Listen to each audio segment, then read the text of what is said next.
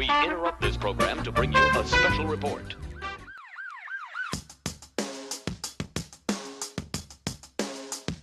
All right, so guys, welcome back to our second episode of Getting Socialized. As promised, I am with the star and the winner for Best Actor in the Orlando Film Festival, Mr. Chris Levine. Chris Levine, what is up, sir? Hey everybody, Tony, thanks for having me, dude. No, man, thanks for being here. I appreciate it. You're coming from beautiful California. What part are you in again? You're in LA, right? Downtown LA. Woo! Yeah.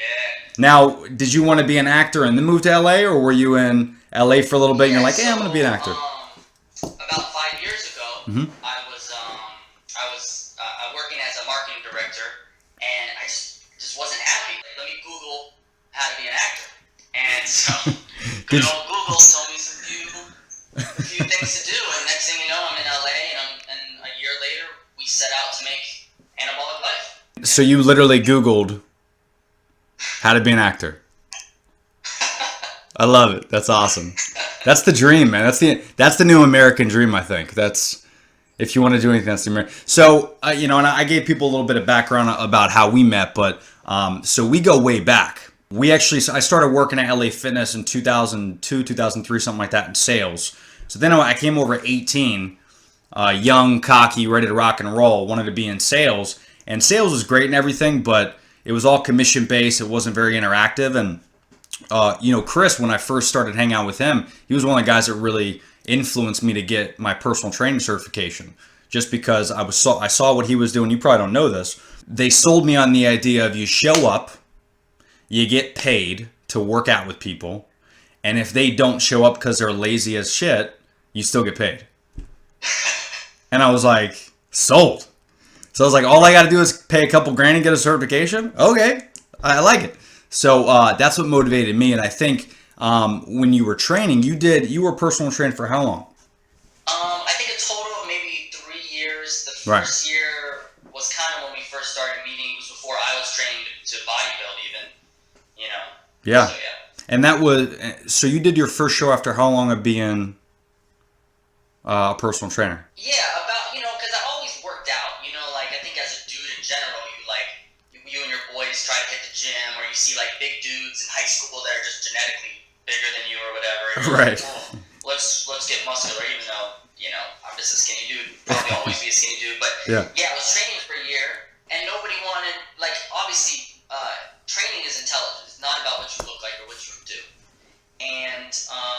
But people on that kind of side of training that don't know, when you're just a skinny guy, they're like, how is this guy going to train me? He's skinny. He doesn't have any muscle. How is he going to build muscle on me? right. And so that was the driving factor into me becoming a bodybuilder after a year. I was just tired of hearing it.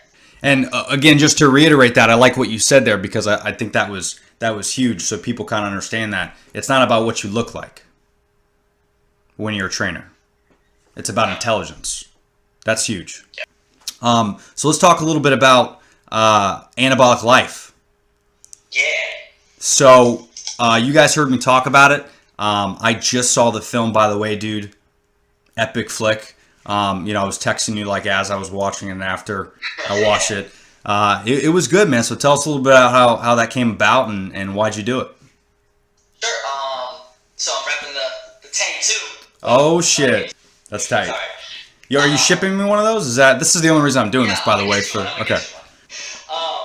No, but when I came out here, when I first started acting, I was in South Florida, and I was doing really good for having no training. I was getting jobs off Craigslist, and I realized as soon as I got to LA that's because there's not much good people out in South Florida, so I was still looking okay with no training. Right. And then you get to LA where everybody here is professional, and I go, oh shit, nothing's happened.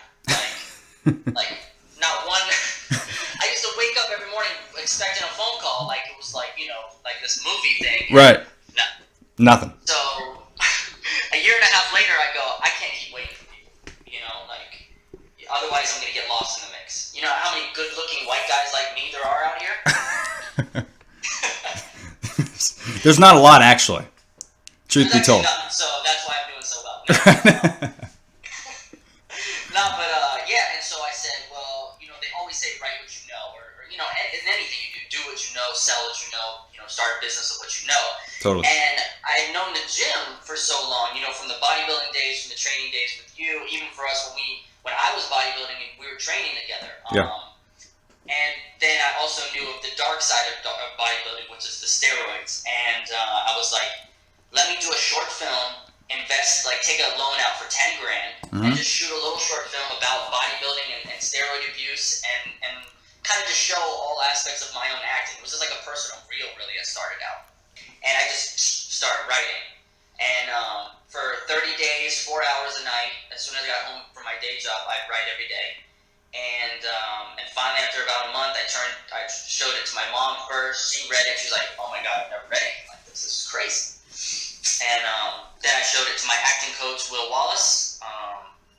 Shout out to the Will Wallace Acting Company. If I can do a shout out, I wouldn't be talking about a movie if it wasn't for them. For sure. And so I brought it to him, and he read it. He was like, "I've never read anything like this." He's been out here 20-something years making films. And so he introduced me to a few producers, then the director came on board, and then it was money, and then it was like, what are we doing with this? And I was like, well, I gotta do steroids. I gotta do steroids in a steroid movie. And no shit. Yeah. Wow, so you actually, because I was kind of, I know the game, and I was like, I'm watching the movie, and for you guys that haven't seen it, you just need to watch it. It's like $5. It's on every platform that you could possibly think of. Whatever platform you're on right now, as you're watching this on your phone, just pay $5. It's a badass flick. But I thought it was really interesting because when I first saw it, and I've seen the trailers and stuff, I'm like, okay, so I know this is his first movie. He must have CGI'd himself, because there's no way that this dude hopped on some shit just for this movie, because that must have taken, 8 months? A year? Because your transformation from the first scene that I saw you in, from 30 minutes into the movie, it's, no pun intended, it's anabolic. So the whole, because I think the last time, or actually the first time I texted you when you were out there was probably when you were working on the film, maybe a little bit before. That must have been like 2 years ago, maybe more, no? Yeah, maybe closer to probably 3 years ago. Wow. How did you shoot that then if you were on steroids? What I should have done was, because I always worked out. That was it's always been my stress relief. Not on a competitive level, but definitely just, at the end of the day to release those endorphins and look good naked, really. Yeah. That's what it's about. That's the goal. And if you look in the mirror, you should like what you see. # look good naked. Nice. You should have jumped on a cycle then and built from 165, and then shot the end of the movie, and then turned it back around to me losing weight, take time off, and lose all that. But instead, I went from a normal weight, and then I took 3.5 months eating 500 calories a day and not working out at all, and dropped down to 135. Wow. And then I jumped on a cycle for 3.5 months and went from the 135 to 205. Wow. And 70 pounds in 3.5 months. It's That's only possible with juice, yeah. Of steroids, yeah. How'd you react to it?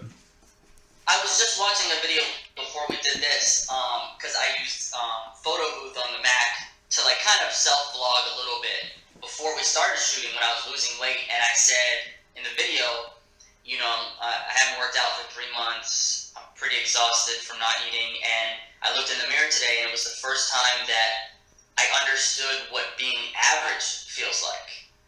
And Whoa. for people like me, I hate average. I always want to look better than average. I always want to feel better than average. So for me to find what that average feels like, that was the easiest way to get into that character. And then obviously when you're on steroids, your confidence increases. You see with your muscle gains, the increased blood flow, your confidence goes up. So you'll see that in the emotion. You'll even see some of the side effects with the acne and things like that during some of the scenes. And that's all real. All the acne is real. All the shots, the actual needle shots in my butt are real in the movie. Those are real. Yeah. Wow, dude, that's deep, man. Yeah. So you Christian Bale this fucking thing? I said to myself, if who I try to strive to be is those Christian Bales, right? Totally. Lead actors, then why at an independent level, why can't I still try to do that and imitate the greats? Yeah. To try to show what I can do. Totally, absolutely. And if Christian Bale, if you are watching, because I think you subscribe to my channel, reach out to him. We'd appreciate it. No, but dude, I thought it was an incredible performance. I really did.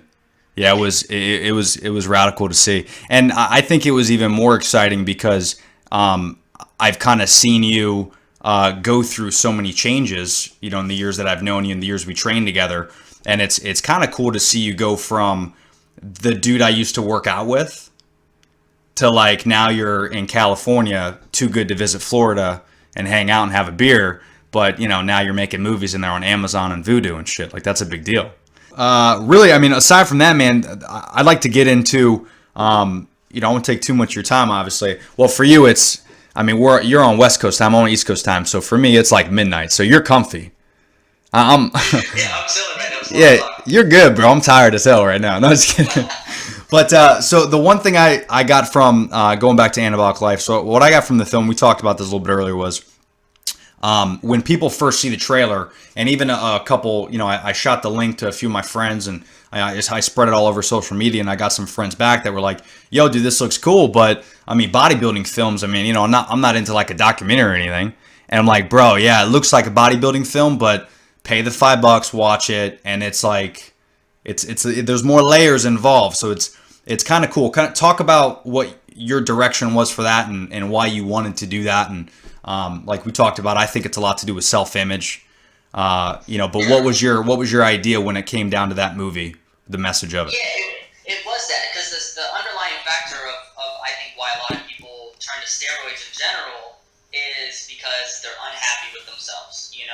I think the percent they did a chart in the UK they did a study on why people choose to do steroids, and you would think, it's competitive sports. You would think those would be the top, but that's actually a very, very small percentage of people that do actual steroids. Really? They don't even use them for competitiveness or sports or anything like that. They use them because they're unhappy with the way they look.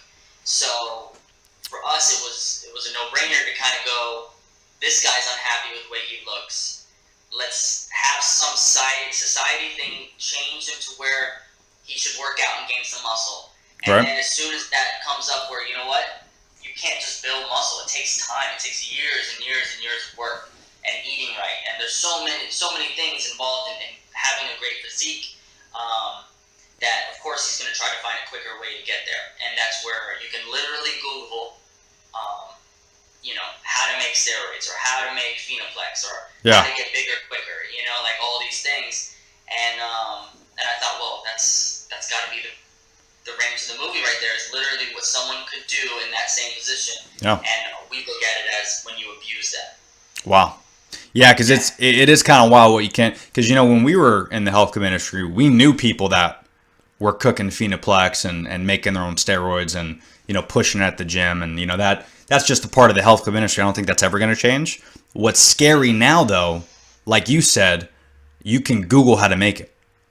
See, back then, I think, because obviously there was no Google, 12 years ago when we were at the gym. So those guys actually must have been kind of smart. They look stupid, and we knew most of them, and most of them were stupid. So looking back, it's like, how did they know to make it? Did they just ask some dude and then they made it, and trial and error, they figured it out? Like, that's kind of weird. Like, you don't talk to a meth dealer and he's like, I cooked it and tried it out and see, it just, how does that work, right? So it's scary now, because I'm sure a lot of the motivation from the movie came from what we saw, what you experienced maybe in the health club industry. Steroids is everywhere. To look good in that industry, you have to take steroids because it's such a vain industry. Like I said, even though it's not about what you look like, it's about your intelligence as a trainer, at least. Nobody wants to train with that guy. So, it's just mentally. And so what I think is even scarier is when I used to do steroids before Google, before the internet, it was literally handwritten notes. Like, okay, take this pellet, crush it up, boil it for 30 seconds, add some alcohol. Like, some dude, not a scientist, I can guarantee that. Right. Like, here, take this handwritten note, this is how you make it. And, like, people were just injecting that into our bodies, like, oh, let's see what happens, and, people got abscesses, which is like the infection from shooting dirty oil into your muscle and it not being able to be dispersed, and, gross things happen when you deal with gross shit like that, that's the other thing we wanted